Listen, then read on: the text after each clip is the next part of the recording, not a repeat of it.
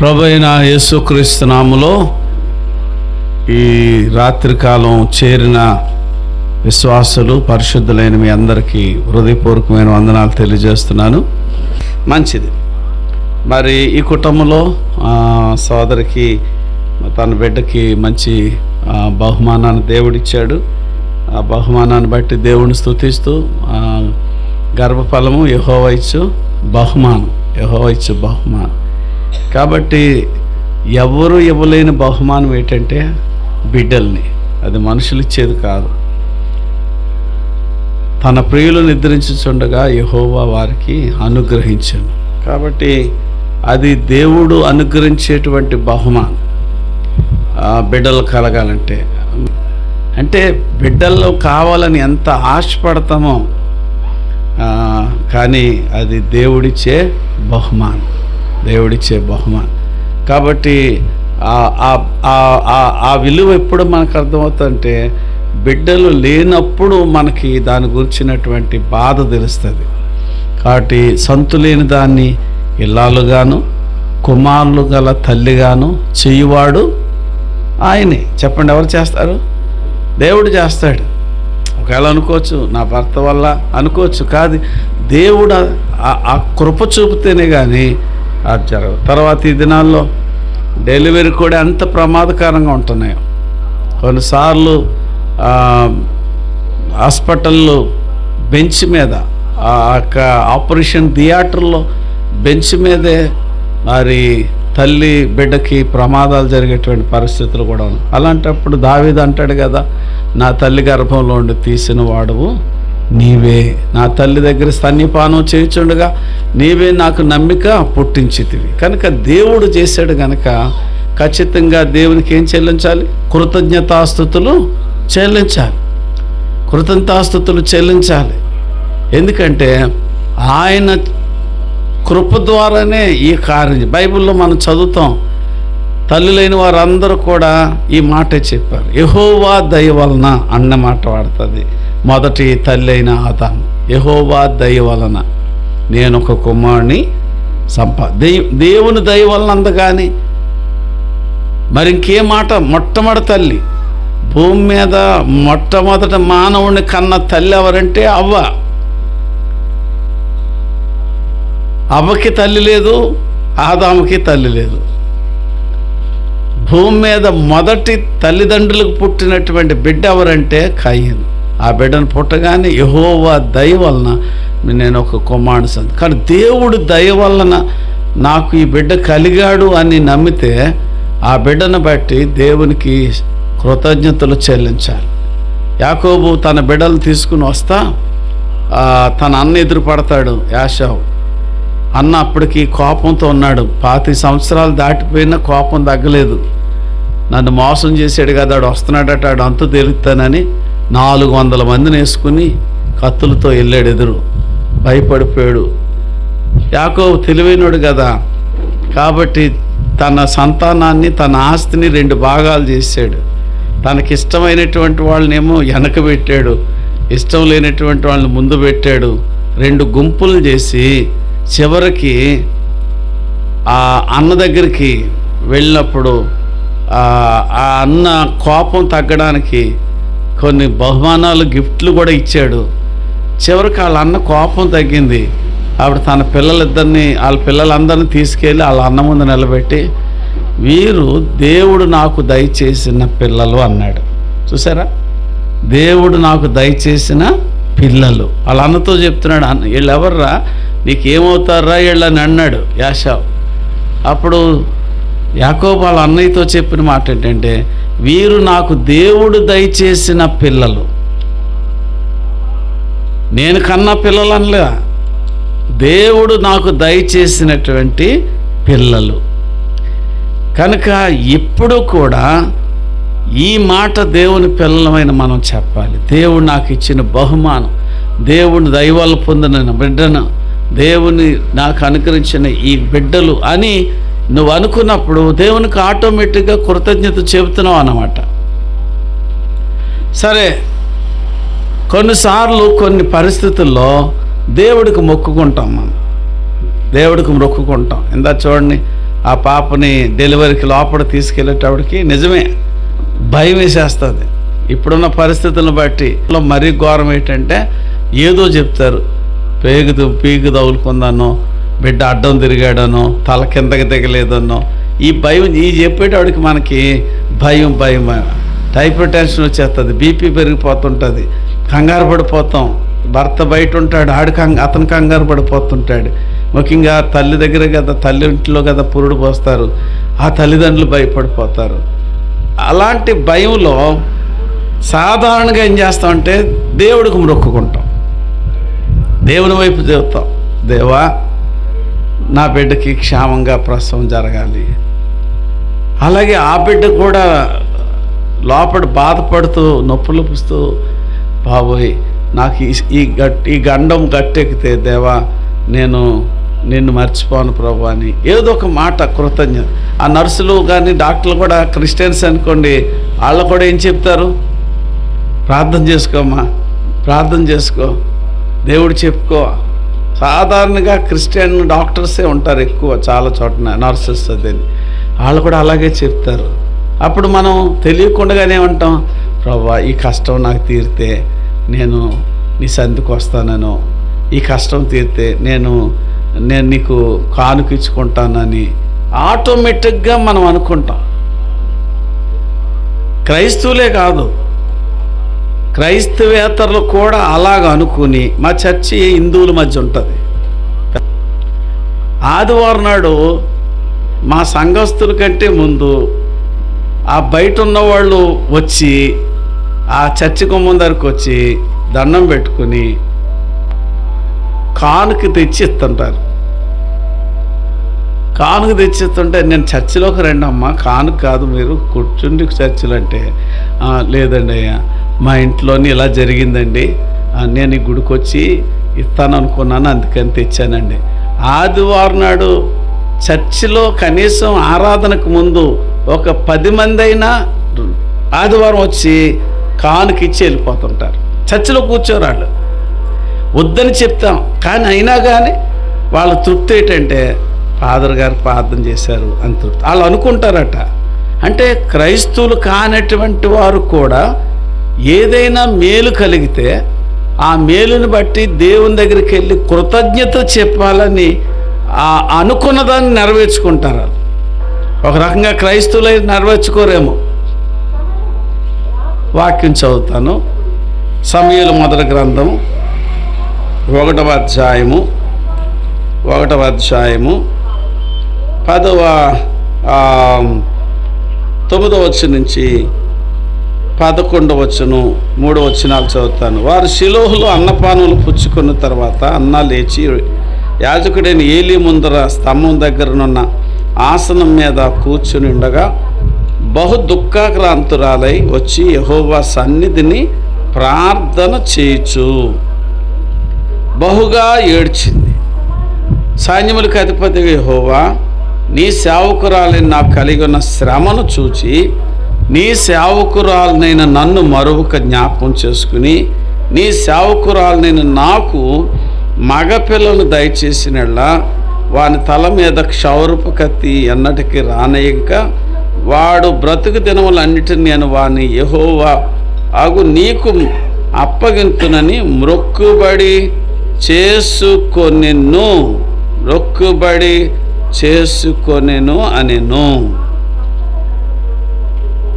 మొక్కుబడి చేసుకొని నన్ను, మొక్కుబడి అనే మాట మీరు గుర్తుపెట్టుకోండి. చిన్న ప్రార్థన. పరిశుద్ధుడా మీ స్తోత్రాలు ప్రభా. ఈ కుటుంబంలో ఒక చంటి బిడ్డను మనవరాలను వారికి అనుగ్రహించిన సందర్భంగా మమ్మల్ని అందరినీ సంఘాన్ని పిలిచి కూడికి ఏర్పరచుకున్నారు. నీ వాక్యాన్ని కొద్దిసేపు చెప్పడానికి నాకు సమయం ఇవ్వండి. అవసరమైన మాటలు బోధించండి. యేసయ్య నామములో అడుగుతున్నాను తండ్రి, ఆమేన్. ప్రియులారా, ఇది మనందరికీ తెలిసినటువంటి భాగం. నేను దాంట్లో ఉన్న భాగం అంతా చెప్పను. మరి రామ అనే చిన్న పట్టణంలో ఎల్కన అనేటువంటి ఒక ఆయన ఉన్నాడు. ఆయనకి 2 భార్యలు ఉన్నారు. ఆ దినాల్లో 2 భార్యలు ఉండడం అనేది కొన్ని సందర్భాల్లో కొంతమందికి అట్లా ఉంది. అది ధర్మశాస్త్రము ఉన్నప్పటికీ అట్లాంటి పరిస్థితులు అనుకోకుండా జరిగిన సందర్భాలు. యాకోబుకు ఉంది, కావాలని 2 భార్యలు చేసుకోలేదు అతను. తాను చేసుకోవాలనుకున్నది ఒక భార్యనే, కానీ తన మేనమామ చేసినటువంటి మోసం ద్వారా 2 భార్యలు చేసుకోవాల్సి వచ్చింది. కనుక పరిస్థితులు ఏమో కావచ్చు, కానీ ఎల్కనా మట్టుకు దైవభక్తి గలవాడు. దైవభక్తి కలిగిన ఎల్కనాకు 2 భార్యలు, ఒక భార్యకు పిల్లలు ఉన్నారు, ఒక భార్యకు పిల్లలు లేరు. అది మనకు తెలుసు. అందులో హన్న తన జీవితంలో పిల్లలు లేక చాలా బాధపడిన సందర్భం. నింద పొందుతుంది, కొంచెం సిగ్గుపడుతుంది, సమాజంలో తక్కువగా అనిపించుకుంటుంది. దేవాలయానికి కూడా వెళ్ళడం మానేసింది. ఎందుకు వెళ్ళడం మానేసిందంటే, దేవాలయంలోకి వెళ్తే అందరూ చూస్తున్నారు, అందరూ వాళ్ళ బిడ్డలతో దేవాలయానికి వస్తారు. యెరూషలేములో దేవాలయం పండగలకి కుటుంబాల వారుగా వస్తారు, కుటుంబాలుగాను. ఈ రోజుల్లో మన చర్చికి కుటుంబాలుగా రాం. భర్త వస్తే భార్య రాదు, భార్య వస్తే భర్త రాడు, వీళ్ళిద్దరు వస్తే పిల్లలు రారు. కానీ యూదులు, ఇశ్రాయేలీలు యెరూషలేములో జరిగే వాళ్ళ పండగలకి కుటుంబాలుగా వచ్చి పండగలో ఏకీపిస్తారు. అలాగే ఎల్కనా కుటుంబాలుగా వెళ్ళేవాడు ఎప్పుడు. ఈ బిడ్డలు లేకపోవడం వల్ల మానేసింది. ఇంట్లోనే ప్రార్థన చేసుకుంటుంది, దుఃఖపడి ఏడుస్తుంది. ఇలా చాలా రోజు తనకున్న బాధను బట్టి సరే, ఒకసారి అది పండగ దినం కాకపోయినా ప్రత్యేకంగా షిలోహుకి వెళ్ళిపోయి ఒక్కతే గుడిలో ఉండి ప్రార్థించుకుంది. అక్కడ దైవజనుడు ఉన్నాడు ఏలి. ఆ ప్రార్థించుకున్నప్పుడు ఆమె అనుభవంలో ఇక్కడ 7 అనుభవాలు ఉన్నాయి. 7 అనుభవాలు. అందులో మొదటి అనుభవం ఏంటంటే, దుఃఖపడుతుంది, బహు దుఃఖాక్రాంతురాలై. ఆస్తులు లేకపోయినా స్త్రీ పెద్దగా దుఃఖపడదు, నగలు లేకపోయినా పెద్దగా దుఃఖపడదు, ఉండడానికి సరైన ఇల్లు లేకపోయినా స్త్రీ వాటి గురించి పెద్దగా దుఃఖపడరు. కానీ బిడ్డలు లేకపోతే మటుకు ఆ దుఃఖం ఎవ్వరూ తీర్చలేని దుఃఖం, బహుగా దుఃఖపడుతుంది. ఒకటి, ఈ దుఃఖం దేవుని సన్నిధికి నడిపించింది. యెహోవా సన్నిధిని ప్రార్థన చేస్తుంది. తన కష్టము, తన దుఃఖం ప్రార్థనకు నడిపించింది. నువ్వు దుఃఖపడుస్తూ ఏడుస్తూ కూర్చుండడం కాదు, ఆ దుఃఖాన్ని ప్రార్థన ద్వారా దేవుడికి విన్నవించుకుంటే నీ దుఃఖాన్ని సంతోషంగా మారుస్తాడు, నీ దుఃఖాన్ని దేవుడు ఆనందంగా మారుస్తాడు.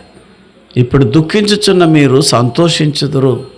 కాబట్టి యెహోవా సన్నిధికి ప్రార్థన చేస్తూ బహుగా ఏడ్చెను. మూడవది, బహుగా దేవుని సన్నిధికి వెళుతుంది, ప్రార్థన చేస్తుంది, బహుగా దేవుని సన్నిధిలో ఏడుస్తుంది.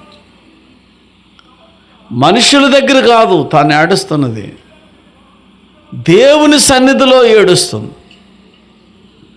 నేను చాలాసార్లు చెప్తాను, మనుషుల దగ్గర ఏడిస్తే నిన్ను గూర్చి బయట 100 కొలది ప్రచారం జరుగుతుంది. దేవుని దగ్గర ఏడిస్తే నీకు మేలు కలుగుతుంది.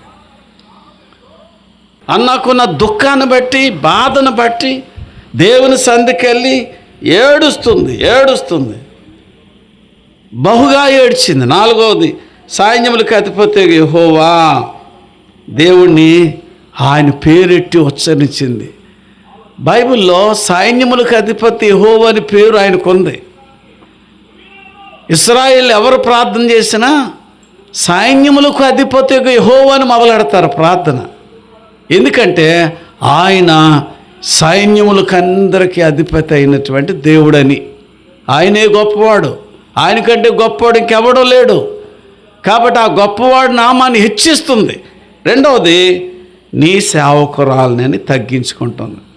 దేవుని సన్నిధిలో తగ్గించుకోవడం ఎన్నిసార్లు అందో తెలుసా? ఈ 11వ వచనంలో నీ సేవకురాల్ని, తర్వాత మళ్ళా నీ సేవకురాలు నన్ను, మరొక మళ్ళా ఇంకా నీ సేవకురాల్ని, మూడోసారి. ఎన్నిసార్లు ఈ మాట నీ సేవకురాల్ని అంటే అర్థం ఏంటో తెలుసా? దేవుణ్ణి హెచ్చించింది, దేవుణ్ణి గొప్ప చేసింది, దేవుడు నామాన్ని ఘనపరిచింది. దేవుని సందులో తాను నీ సేవకురాలను బాబు, నీ దాసురాలను బాబు, నేను నీ దీనురాలను బాబు. ఇది తగ్గించుకుండే జీవితానికి సూచన, తగ్గించుకుండే బ్రతుకు. దేవుని గుడికి వస్తావు, తగ్గించుకో. దేవుని గుడికి వస్తావు, ఎక్కడా తగ్గవు నువ్వు.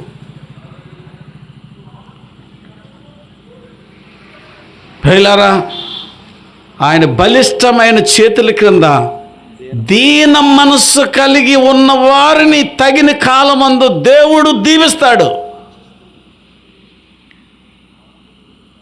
ఎంత అతిశయాలో మనకి, ఎంత గర్వం మనకి కనబడం. మనం అనుకున్నా నాకేం గర్వం ఉంది అనుకుంటాం, కానీ నీ బిహేవియర్లో ఆ గర్వం కనపడు. నేను చదువుకున్నానో, లేకపోతే నాకు ఉద్యోగం ఉందనో, లేకపోతే నేను కాస్త మంచి స్థితిలో ఉన్నాను, ఎందుకు గర్వించాలి మనం?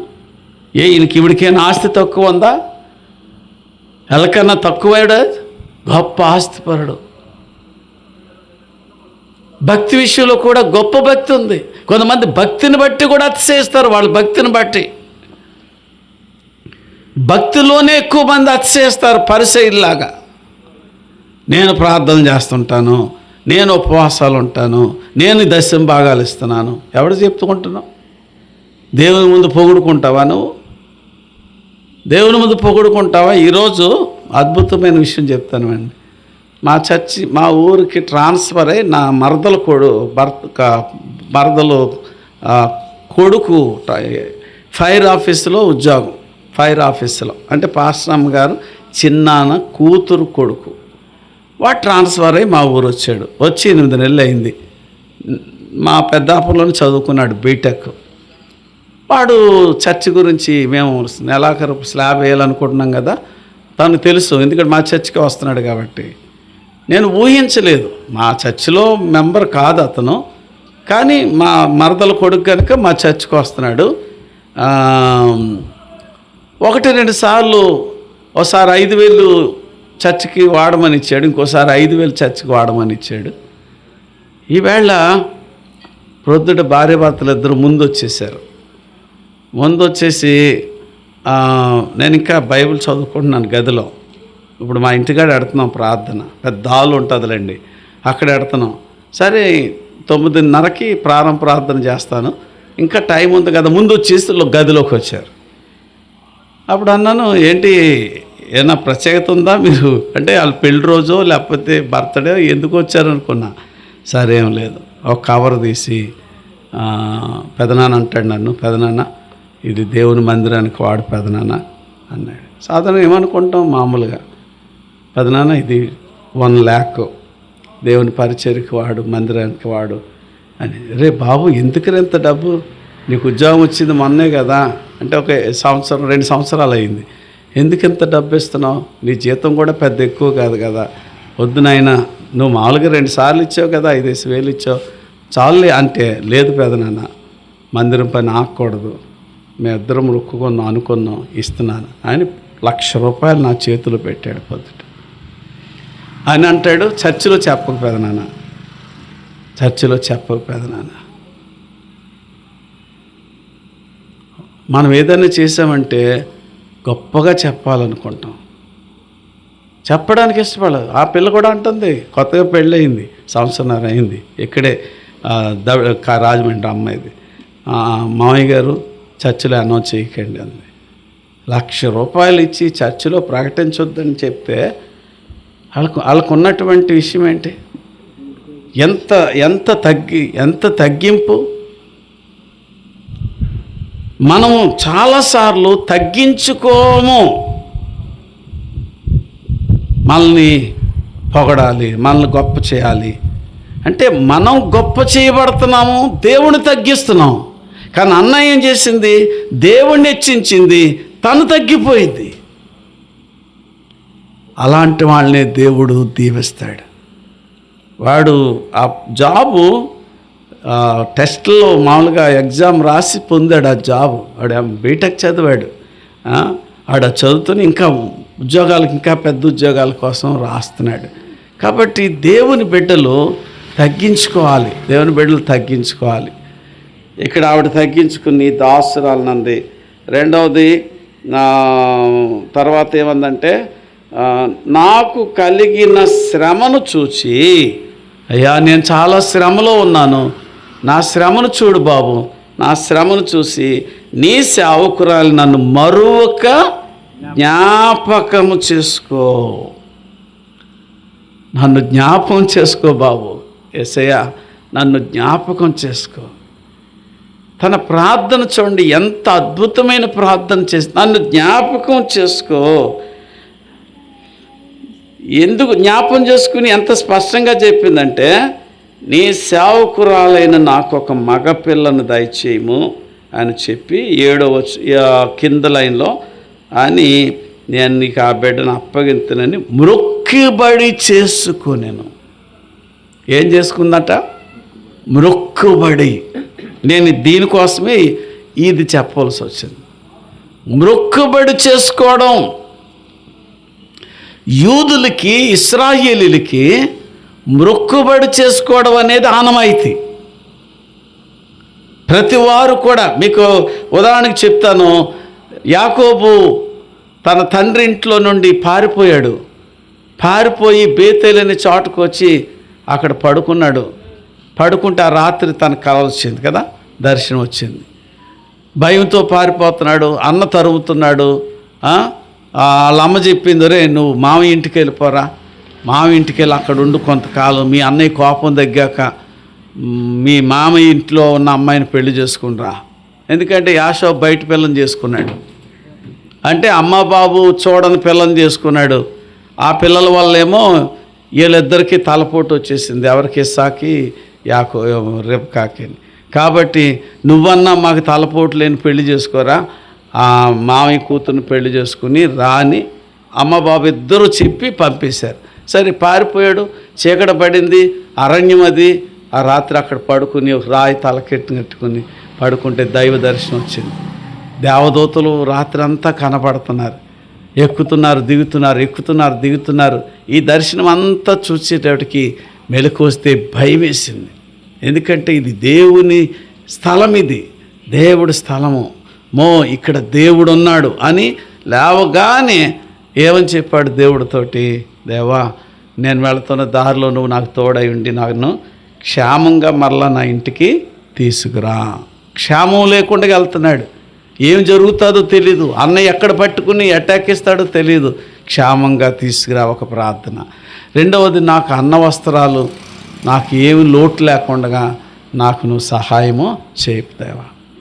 మూడవది అన్నాడు, ఒకవేళ నాకు అన్ని ఆస్తిపాస్తులు ఇస్తే ఆ ఆస్తిపాస్తుల్లో నీకు 10వ భాగం ఇస్తాను ప్రభా అని మ్రొక్కుకున్నాడు. చెప్పండి, ఏం చేశాడు? మ్రొక్కుకున్నాడు. యూదులకి మ్రొక్కుకోవడం అనేది వాళ్ళకి ఆనవాయితీ. దావీదు కూడా ఎన్నో సందర్భాల్లో మొక్కుకున్న, బైబిల్లో దీనికి సంబంధించిన రెఫరెన్స్లు ఎన్నో నేను చెప్పవచ్చు, కానీ అన్ని టైం లేదు. మొక్కుకోవడం అనేది అంటే, మొక్కుకోవడం అంటే, అయ్యా నువ్వు నన్ను ఇలా కాపాడితే, నాకు ఈ కార్యం నువ్వు జరిగిస్తే, నాకు ఈ శ్రమ నుంచి నన్ను తప్పిస్తే, నేను నీ కోసం ఇదిగో ఇలా చేస్తాను ప్రభా. ఆ రాయి మీద నిలబెట్టి నేను ఇక్కడ నీ మందిరం ఏర్పాటు చేస్తాను. మొక్కుకున్నాడు.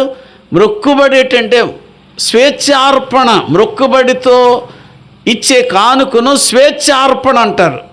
అంటే నీవుగా దాన్ని మొక్కుకున్నావు కనుక, దేవుడు అడగలేదు నేను, దేవుడు అడిగేదానికి ఆ కానుక కాదు అది, లేక మోషే నియమించిన కానుక కాదు అది. స్వేచ్ఛార్పణ అంటారు దాన్ని. అంటే స్వేచ్ఛార్పణ అంటే నీకు నువ్వుగా మొక్కుకున్నావు గనుక నీ ఇష్టపూర్వకంగా నీ స్వేచ్ఛార్పణగా దేవుడికి ఇచ్చేది దేవుడికి ఇవ్వాలి. మనం మొక్కుకుంటాం, యూదులు మొక్కుకుంటారు, ఇశ్రాయేలు మొక్కుకుంటారు. మీకు తెలుసు కదా, యెఫ్తా అనే ఒక ఆయన ఉన్నాడు, న్యాయాధిపతి.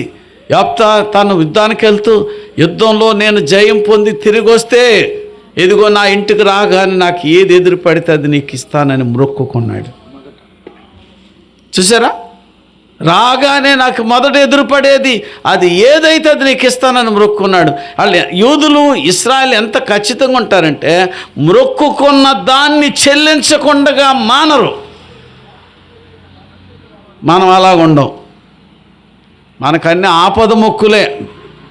ఎలాగంటే రేవు దాటగానే తెప్ప తగలబెట్టే రకాలు మనం. రేవు దాటామా మనం తెప్ప మనకు అక్కర్లేదు, ఇంకోటి కూడా పనికిరాని మనం.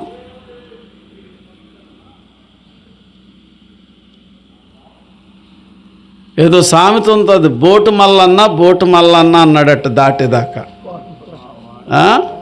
బోటు మల్లన్న, ఆడి పేరు మల్లన్న, బోటు నడుపుతాడు.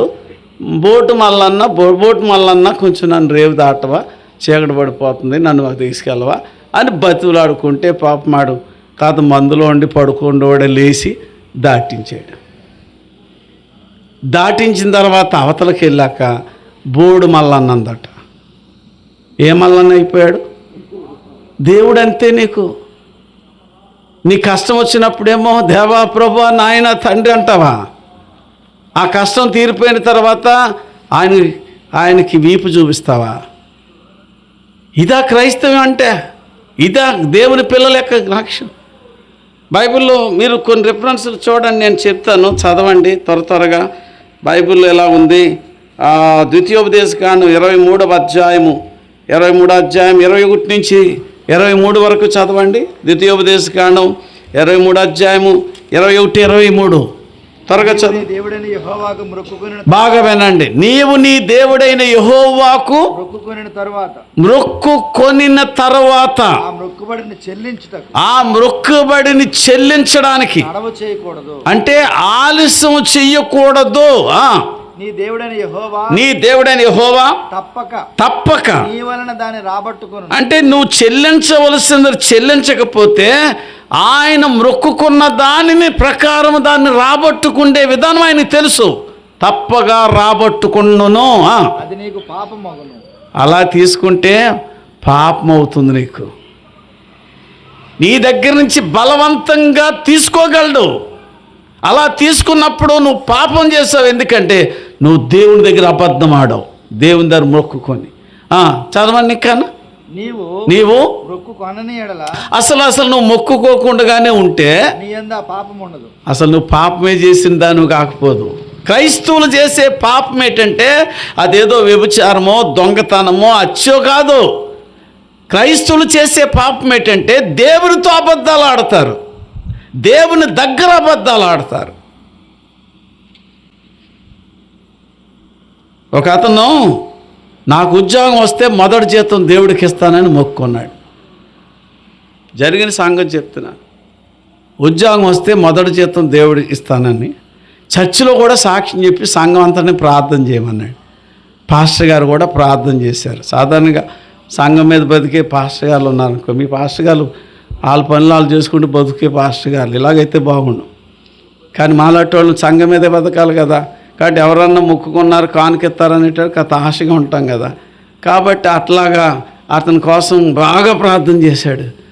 మొత్తానికి దేవుడు జ్ఞాపం చేసుకున్నాడు, వాడికి ఉద్యోగం ఇచ్చాడు.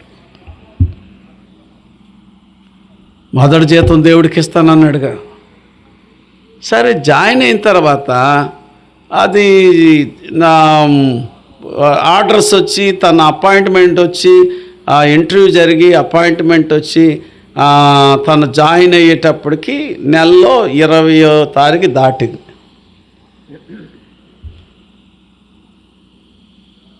సరే జాయిన్ అయ్యాడు. జాయిన్ అయిన తర్వాత 1వ తారీఖు ఎన్ని దినాలైతే అన్ని దినాలకి శాలరీ రాస్తారు. ఆ శాలరీ రాశారు, శాలరీ వచ్చింది. దేవుడికి మొక్కున్నాడు కదా, గుళ్ళోకి వచ్చి సాక్ష్యం చెప్పాడు. జరిగిన సంగతి చెప్తున్నాను. మనం ఎంత దొంగలమో చెప్తున్నాను. దొంగలు, దేవుడి దగ్గర దొంగలు. కానుక దేవుడికి నేను మొదటి జీతం ఇస్తాను అన్నాను. కాబట్టి ఖచ్చితంగా మొదటి జీతం దేవుడికి ఇస్తాను. దేవుడు నాకు ఉద్యోగం ఇచ్చాడు, మీరంతా ప్రార్థన చేశారు, అయ్యగారికి అమ్మగారికి వందనాలని కానుక పెట్టి మీద పెట్టాడు పొట్లం కట్టి. మామూలుగా అయిపోయిన తర్వాత పాస్టర్ గారు తీసుకుని పొట్లం ఇప్పారు. ఇంత ఆశగా ఉన్నాడు పాస్టర్ గారు. తీరా చూస్తే 8,000 ఆయనకు వచ్చిన ఉద్యోగం మామూలు ఉద్యోగం, ఫారెస్ట్ డిపార్ట్మెంట్లో ఫారెస్ట్ గార్డ్. 8,000 పెట్టాడు. అది మొదటి జీతం అట. ఇంతకీ మొదటి జీతం అంటే 20వ తారీఖు నుంచి 30వ తారీఖు దాకా వచ్చిన అది మొదటి జీతమా? వాళ్ళ లాజిక్ చూడండి. మొదటి జీతం అంటే నీకు మొదటి నెల జీతం. వాడికి అప్పటికి ఎంత మించి 32,000 ఎంతో అతను పే అన్నీ కలుపుకొని, పైగా ఏజెన్సీ స్పెషల్ అలవెన్స్ ఉంటుంది ఫారెస్ట్ డిపార్ట్మెంట్ వాళ్ళకి. 35,000 ఎంతో జీతం అయితే 8,000 చేతిలో పెట్టి కానుక పెట్టి నా మొదటి జీతం దేవుడికి ఇస్తున్నానని సాక్ష్యం చెప్తావా? అబద్ధం కదా అది. అంటే వాళ్ళ లాజిక్ ఏంటంటే, నేను జాయిన్ అయిన తర్వాత శాలరీ వచ్చేటప్పటికి ఇదే కదా నాకు వచ్చింది. దేవుడు తెలీదా రాబట్టుకోవడం?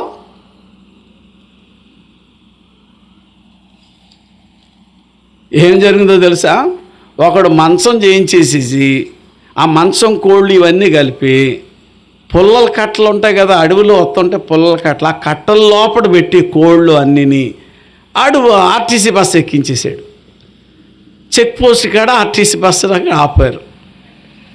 ఈయన ఆఫీసర్ అక్కడ. మొత్తానికి అది తీశారు.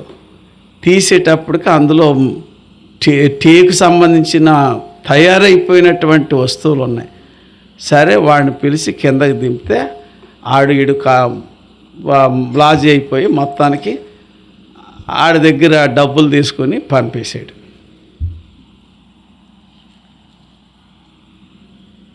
అంటే వీడికి గిట్టుబాటు అయిపోయింది, పంపేశాడు. ఈడు వెళ్ళిపోయాడు.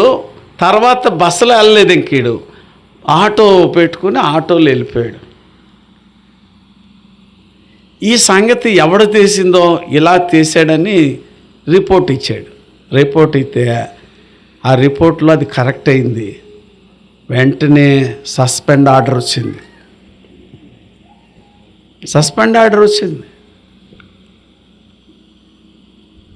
మళ్ళా దేవుడు కావాలి కదా ఇప్పుడు నీకు, ఎందుకంటే పోయింది ఉద్యోగం. దేవుడి దగ్గర నువ్వు ఆటలాడతావా? మొక్కుకున్నావు, మొక్కుబడి చెల్లించు. పాపం అవుతుంది నీకు. మొక్కుకోవడం మానే, పాపం చేసినోడివే కాదు. ఇంకా ఏమన్నాడు తెలుసా? అక్కడ ఏమన్నాడు?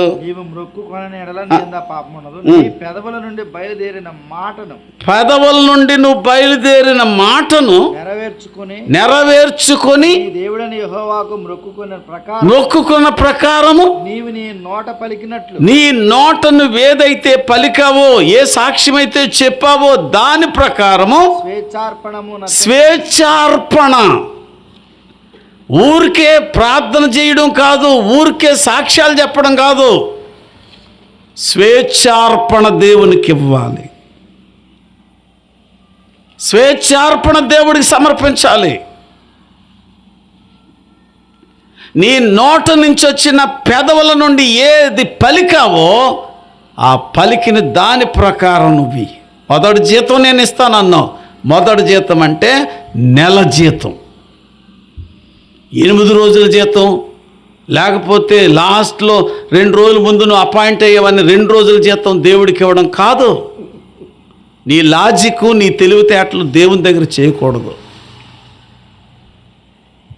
కాబట్టి దేవుని బిడ్డలారా, ఇంకా నేను చాలా రిఫరెన్స్లు చెప్పగలను. దావీదు కూడా మొక్కుకున్నాడు. 66వ కీర్తన 13-14 చూడండి.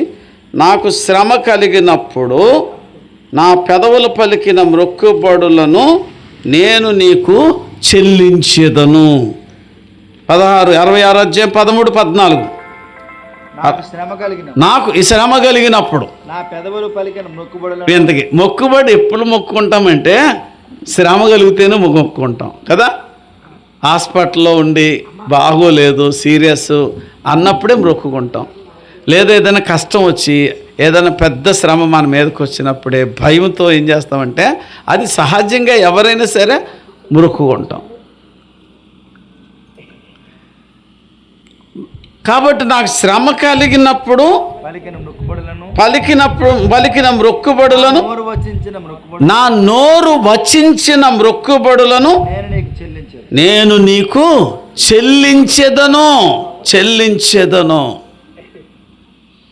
ఇది కృతజ్ఞత అంటే, ఇది దేవుని స్తుతించడం అంటే, ఇది దేవునికి వందనాలు చెప్పడం అంటే. కృతజ్ఞత అర్పణ చెల్లించినప్పుడు నువ్వు దేవుని కృతజ్ఞత చెప్పినవాడు. ఊరికే సాక్ష్యం చెప్పడం కాదు, ఊరికే ఒక పాట పాడడం కాదు, లేకపోతే ఊరికే ఒక పరిచర్య చేయడమే కాదు. కృతజ్ఞత అర్పణ నువ్వు మొక్కుకున్న దానికి చెల్లించవలసిన అవసరత దేవుని వాక్యం. లేదంటే ప్రసంగి గ్రంథంలో ఉంటుంది కదా, ప్రసంగి 5:4-5లో నువ్వు మొక్కుకున్న మొక్కుబడి చెల్లించడు తడవ చేయొద్దు, అలా కంటే నువ్వు మొక్కుకొనకుండా ఉండుట నీకు మేలు. మొక్కుకొనకుండా ఉండుట నీకు మేలు. కాబట్టి దేవుని బిడ్డలారా, మన మొక్కుబడులు ఎలా ఉంటాయి? మాటల్లో ఉంటాయి. బాగా వినండి. నేను మీకు ఒక దొరగారు రాసిన బుక్లో నేను చదువుతున్నాను. దొరగారు రాసిన బుక్లో ఏముందంటే, ఒక దొరగారు ఉన్నారు, అతని దగ్గర పనిచేసేటువంటి ఒక తోట పనిచేసేటువంటి దొరగారికి వాళ్ళ అన్నీ చూసేటువంటి అతని పేరు ప్లెబో. అది ప్లెబో అని ఒక అతను ఉన్నాడు.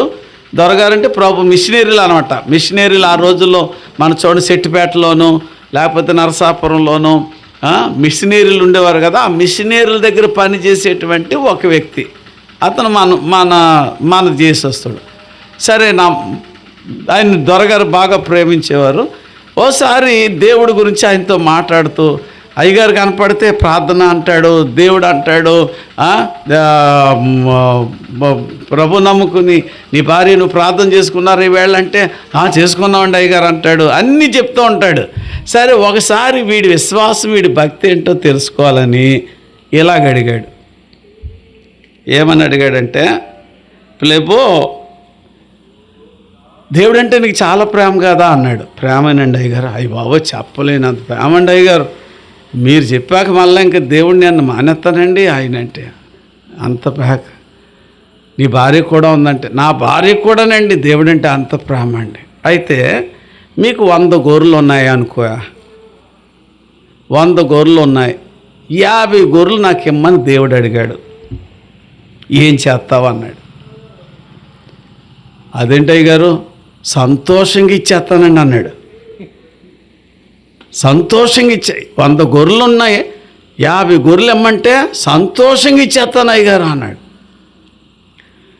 సరే, అలాగే తిరిగి ఆ గ్రౌండ్లో తోటలో పని చేస్తున్నాడు. దొరగారు కూడా కూర్చున్నారు. మళ్ళా పిలిచి అన్నాడు, ప్లెబో నీకు 50 ఆవులు ఉన్నాయనుకో, దేవుడు 25 ఆవులు ఇమ్మన్నాడు అనుకో, ఏం చేస్తావు అన్నాడు. అయ్యగారు, మీరు నన్ను ఎలాగనుకుంటున్నారు నాకు తెలియదు కానీ బహు సంతోషంగా ఇచ్చేస్తాను అయ్యగారు అన్నాడు. ముందేమో సంతోషంగా ఇస్తాను అన్నాడు, ఇప్పుడు బహు సంతోషంగా ఇచ్చేస్తాను అయ్యగారు అన్నాడు. ఇంకా పని చేసుకుంటున్నాడు అయ్యగారు. ఆడిని వేళ ఆడి విశ్వాసం దేవుడి మీద ఎంత ప్రేమ ఉందో తెలుసుకోవాలనుకున్నాడేమో. సరే, ప్లెబో నేను ఇంకోటి అడుగుతాను, నువ్వు చాలా సమర్పణ ఉంది నీకు, 50 గొర్రెలు ఇస్తానన్నావు, 25 ఆవులు ఇచ్చేస్తానన్నావు. సరే, మరి నీకు 2 పందులు ఉన్నాయి కదా, ఆ 2 పందుల్లో ఒక పంది దేవుడు అడుగుతాడు, ఇచ్చేస్తావా అన్నాడు. 2 ఉన్నాయి ఆల్రెడీ అడిగి పందులు. ఎందుకంటే ఆ దినాల్లో పందులు బాగా మేపుకుంటారు కదా ప్రతి ఇంట్లో. ఆ 2 పందులను ఇచ్చేస్తావా అంటే, అప్పుడు ఈ దొరగారితోటి ఏమని చెప్పాడంటే, ముఖం చాలా చిన్నపుచ్చేసుకుని, సార్ అయ్యగారు ఇదేమిటండి, ఇది అడగడం బాగోలేదు అయ్య గారు. మీకు నాకు 2 పందులు ఉన్నాయని మీకు తెలుసు కదా అయ్య గారు. 2 కదండి అయ్య గారు నాకు ఉన్నాయి పందులు, అందులో ఒకటి దేవుడికి ఇచ్చేయమంటే అలాగయ్య గారు అన్నాడు. 100 గొర్రెలు ఉంటే ఎన్ని చేస్తాడట చెప్పండి? ఎన్ని చేస్తాడు? 50. లేవు, గొర్రెలు లేవు కనుక 100 ఉంటే 50 ఇచ్చేస్తాడు. ఆవులు 50 ఉన్నాయి, 50లో 25 దేవుడు అడిగాడు. ఏం చేస్తాడు? ఏం చేస్తాడన్నాడు? బహు సంతోషంగా ఇచ్చేస్తాడు అన్నాడు. ఇప్పుడు అవి లేవు కనుక లేనివి ఇస్తానని చెప్పాడు. ఉన్నాయి దేవుడు అడిగాడు. ఇప్పుడు నిజంగానే 2 పందులు ఉన్నాయి అతని ఇంట్లో, వాటిని బాగా చూసుకుంటున్నాడు. కొడుకు పెళ్ళికో లేకపోతే కూతురు పెళ్ళికో ఒకటి వేస్తాడు, చాలా సంతోషంగా గడుపుతున్నాడు. ఇప్పుడు అయ్యగారు ఏమడిగారంటే, దొరగారు నీకు 2 పందులు ఉన్నాయి కదా ప్లేబో, మరి దేవుడు అడుగుతాడు ఒకటి ఇచ్చేస్తావా అని. అయ్యగారు మీరు ఏంటి అయ్యగారు అలాగ అడిగారు? నాకు ఉన్నాయి 2 కదా అయ్యగారు, 2 నేను ఒకటి ఏమి ఇచ్చాను అయ్యగారు అన్నాడు. ఏమిటి నీ సమర్పణ అంటే? లేకపోతే ఇచ్చేస్తావా దేవుడికి? ఉన్నాక ఇచ్చేయడానికి నీ చేతులు రావా? లేనప్పుడు సమర్పణ ఉంటుంది, తీరా చేతుల్లో ఉన్న మట్టుకు సమర్పణ రాదు. అననీయ సప్పీరాల సమర్పణ అలాంటిదే. అననీయ సప్పీరాల సమర్పణ ఏంటంటే, భూమి అమ్మక ముందు అందరూ అమ్మి అందరూ ఇచ్చేస్తున్నారు. వారి ఆస్తులు తీసుకొచ్చి స్థిరాస్తులన్నీ తెచ్చి అపోస్తుల పాదాల దగ్గర పెడుతున్నారు. బర్నబా అయితే తన భూమిని అమ్మేసేసాడు, తెచ్చి మొత్తం ఇచ్చేసాడు. కానీ సంఘంలో చూస్తున్నారు, సంఘంలో వీళ్ళు కూడా విశ్వాసులు, సంఘంలో వీళ్ళకు కూడా సభ్యులు కాబట్టి వీళ్ళు అందరూ చేస్తున్నారు. వీళ్ళకు కూడా అలాంటి సమర్పణే వచ్చింది. పొలం అమ్ముదాం, అమ్మేసి మనం కూడా పట్టుకెళ్ళి దైవజనులకి ఇచ్చేద్దాం. ఇద్దరూ ఒక నిర్ణయం తీసుకున్నారు, పొలం అమ్మారు. పొలం అమ్మేటోడికి కొంచెం డబ్బు ఎక్కువ వచ్చింది. అదేదో ఒక 1000 రూపాయలు వస్తే పట్టుకెళ్ళి ఇచ్చేద్దరేమో, ఒకేసారి 1,00,000 రూపాయలు వచ్చింది అనుకోండి. కాబట్టి 1,00,000 రూపాయలు వచ్చేటప్పటికి ఈ 1,00,000 రూపాయలంతా దేవుడికి ఇచ్చేదే అవసరమా అనుకున్నారు. సరే మన గురించి కూడా ఆలోచించాలి కదా అనుకున్నారు. 50,000 ఇంట్లో దాచారు, 50,000 తీసుకొచ్చి దైవజనుల చేతులు పెట్టారు. నువ్వు 50,000 ఇవ్వడం తప్పు కాదు. వీళ్ళు చేసిన మోసం ఏంటి, వేషధారణ ఏంటంటే 50,000 ఇచ్చి పొలమంతా అంతకే అమ్మానని చెప్పి అబద్ధమాడారే, పరిశుద్ధాత్మను మోసగించారు. పాస్టర్ గారిని మీరు మోసగించడం లేదు, పరిశుద్ధాత్మను మోసగిస్తున్నారు. పేతురు అడిగాడు, అననీయ నువ్వు అమ్మినప్పుడు నీదే కదా, అది నీ సొమ్ము, నీ పొలం, నీ ప్రాపర్టీ నీది, ఎందుకు అబద్ధం ఆడుతున్నావు? అక్కడే పడి చచ్చిపోయాడు. తర్వాత భార్య వచ్చింది, భార్య కూడా అలాగే మాట్లాడింది. పేతురు అన్నాడు, నీ పొలాన్ని 50,000 అక్కడ ఉన్న అతను తెచ్చి దాన్ని చూపించి అన్నాడు, సప్పీరా ఇంతకే నీ పొలం అమ్మావా? ప్రశ్నించిన ప్రశ్నలోనే ఇంతకే అమ్మావా అంటే ఈ 50,000కి అమ్మావా అని అడిగాడు. పరిశుద్ధ ఆత్మను మోసం చేయడానికి ఏకీభవించారు వాళ్ళు. నీ పెనిమిటిని పాతిపెట్టిన వారు వాకిట్లో ఉన్నారు అని చెప్పగానే అక్కడ పడి చనిపోయింది. ఏం పాపం చేశారు వాళ్ళు? దేవుని దగ్గర మొక్కుకున్నారు, దేవునికి ఇచ్చేయాలనుకున్నారు. పోనీ దేవునికి నీ దగ్గర కొంత దాచుకోవడం కూడా తప్పు కాదు. చేసిన తప్పు ఏంటంటే 1,00,000 రూపాయలకి అమ్మింది 50,000కే అమ్మామని చెప్పడం పరిశుద్ధాత్మను మోసం చేయడు. అబద్ధములకు జనకుడైనటువంటి ఆ సాతానుడిక పిల్లలుగా వ్యవహరించారు. కృతజ్ఞత చెప్పడం కేవలం నీ నోటి మాటలతో కాదు. పాపం చేయకండి, దేవుని స్తుతించండి. ప్రభువా, నేనేమి ఇవ్వగలనయ్యా నీకు, నేనేమిచ్చి నీ రుణం తీర్చుకోగలను, నేనేమిచ్చి నీ రుణం తీర్చుకోను, నువ్వు నాకెంత చేసావు. నేను ఇంకో చిన్న విషయం చెప్తాను, ఇది చెప్పి ముగిస్తాను. గంట ఇంకా 5 నిమిషాలు ఉంది గంట అవ్వడానికి. నేను మొదలెట్టి మా చిన్న అబ్బాయికి ఉద్యోగం లేదు ఇప్పుడు దాకా. వాడు గ్రూప్స్కి ప్రిపేర్ అవుతున్నాడు, దగ్గరకు వచ్చిపోతుంది. వాడికి 3 సంవత్సరాలు బట్టి కుస్తీ పెడుతున్నాడు. MSc Andhra university gold medal చేసుకున్నాడు. వాడు హైదరాబాద్లో ఉండి చాలా పట్టుదలగా నెలకి 10,000 పంపుతాం. సరే, చాలా కొంత అప్సెట్ అయిపోతున్నాడు. సరే, మొన్న ఎప్పుడో వచ్చినప్పుడు ఎందుకురా బాబు అప్సెట్ అవ్వడం అంటే, నీకు పని ఎక్కువ పెట్టేస్తున్నాను, అస్తమాలు డబ్బులు అడగడం నాకేం బాధగా ఉంటుంది అని ఆడికాడి అని వెళ్ళిపోయి చిన్న పనిలో జాయిన్ అయ్యాడు. ఏదో పనిలో జాయిన్ అయిన తర్వాత మొదటి నెల జీతం పంపాడు. మొదటి నెల జీతం పంపి ఆ సార్ అన్నాడట, నీ పెర్ఫార్మెన్స్ ఎలా ఉంటుందో చూచాక నేను 6 నెలల తర్వాత నీ జీతం పెంచుతాను అని చెప్పి మాట ఇచ్చాడట. సరే, పంపిన జీతం వాళ్ళ అమ్మకి పంపాడు. నాకు కాదు పంపుతా, వాళ్ళ అమ్మతో ఎక్కువ ఉంటారు పిల్లలు, నాతో తక్కువ. సరే పంపి వాళ్ళ అమ్మతో ఏం చెప్పారంటే, డాడీకి దేవుని మందిరానికి వాడతాడో లేకపోతే ఏం చేస్తారో డాడీకి చెప్పమ్మా అన్నారు. దేవుడికి ఇచ్చేస్తానని తెలిసాడికి చెప్పాను. నాకు ఇప్పుడు మంచి అవసరతలో ఉన్నాను. నేను బాగా వినండి, నేను రేపు స్లాబ్కి 10 లక్షలు అవుతుంది అన్నాడు ఇంజనీర్. 5 టన్నుల ఐరన్ పడుతుంది, 250 సిమెంట్ బస్తాలు పడుతుంది, మొత్తం అన్నీ కలిపి 10 లక్షలు ఉండాలన్నాడు. దాని కొరకు నేను తంటాను. సరిగ్గా ఈ డబ్బు పంపాడు. ఏమనుకుంటాను నేను మామూలుగా, కానీ నేను ముందు ఏమనుకున్నానంటే మా పిల్లలిద్దరి విషయంలో, పెద్దోడి విషయంలో కూడా చెప్పాడు. మొదటి జీతం ఒక పేద సేవకుడుకి ఇచ్చేసాను. మొట్టమొదటి మా పెద్దోడి జీతం, వాడు సాఫ్ట్వేర్ ఇంజనీర్. ఆడికప్పుడు 6 సంవత్సరాలు అయింది ఉద్యోగం వచ్చి. వీడికి ఇప్పుడు వచ్చింది, మొన్నే వచ్చింది. మొన్న జాయిన్ అయ్యాడు, ఫస్ట్ శాలరీ పంపించాడు. నాకు ఇప్పుడు అవసరం.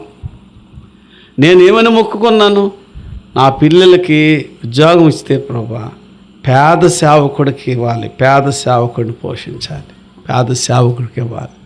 నాకు అవసరమే, నా గుడికి అవసరమే, నేను పాస్టర్ని. ఈవేళ ఇంకో 3వ చర్చికి వెళ్ళానని చెప్పాను కదా, 3వ చర్చి. ఆ 3వ చర్చి పేద సేవకుడి చర్చి. పట్టుకుని వెళ్ళి కవర్ పట్టుకెళ్ళి సాక్ష్యం చెప్పి వాళ్ళకి ఇచ్చి, మా చిన్న అబ్బాయి కోసం ప్రార్థన చేయండి అని చెప్పి ఇచ్చేసి వచ్చాను. నాకు అవసరం, కానీ నాది కాదు అది. ఒక పేద సేవకుడికి, ఒక దైవజనుడికి వాళ్ళ ప్రార్థన మా బిడ్డలకు ఆశీర్వాదం అవుతుంది. నా పెదవుల నుండి నేను మొక్కుకున్న దాన్ని నేను చెల్లించాలి, అయితే నేను అబద్ధకుని అవుతాను, పరిశుద్ధాత్మను మోసపరిచినోడిని అవుతాను. ఇది దేవుని పనే కదా, నేను కట్టిది చర్చే కదా, దీనికి వాడితే దేవునికి వాడినట్టే కదా అనుకుంటే ఈ లాజిక్లు పనికిరావు దేవుని దగ్గర. మొక్కుకున్న అన్న పాలు విడిచిన తర్వాత తీసుకొచ్చి ఆ బిడ్డను దేవాలయంలో వదిలింది. దేవుని స్తోత్రం చెప్పండి. దేవుడు వదిలేశాడు ఆమెని. ఎంతమంది బిడ్డలను ఇచ్చాడు మళ్ళీ ఆవిడకి? ఒక్క బిడ్డను దేవుడికి ఇచ్చినందుకు 5 బిడ్డలను దేవుడిచ్చాడు. దేవుడికి మనం కొంచెం చేస్తే ఆయన మనకి చాలా ఎక్కువే చేస్తాడు. నా సేవా జీవితంలో నేను ఎన్నో నేర్చుకున్నాను.